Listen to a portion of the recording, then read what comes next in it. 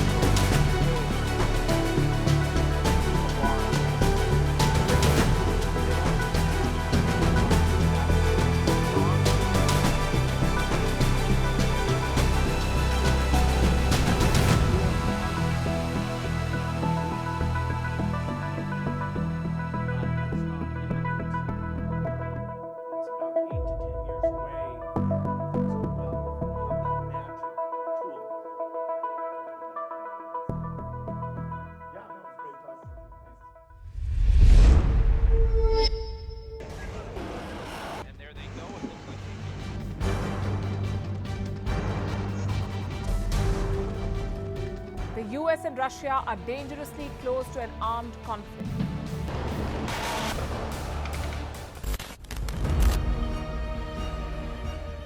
This year, 2023, New Delhi will be the capital of global diplomacy. For a country as diverse as ours, with 88% of the population illiterate, it was a very big deal to write a constitution, and that too, the world's largest. Meanwhile, if we may, here's a Republic Day gift from India for the BBC. A list of suggestions for the BBC for their upcoming documentaries. Number 1, the Kohinoor and the colonial loot. Number 2, an outdated monarchy and unhealthy obsession with the royals. Number 3, racism in 2023.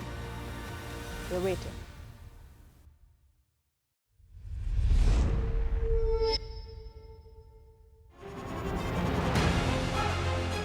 Email exchanges from inside the BBC, they talk about the risk of violating Indian laws. It's easier to rake up the freedom of speech debate, but does it give anyone a free pass to knowingly violate the law? America supports India because it needs India's support in return. And India is working with the US because it suits India's interests. This is how geopolitics works. Last night, he diffused a crisis with his defense minister. But today, Netanyahu was confronted with a new problem. His cabinet seems to have rebelled against him. The UK is looking at the Indian subcontinent to fill its coffers. That India seems to be negotiating from a position of power, like a partner and not a former colony.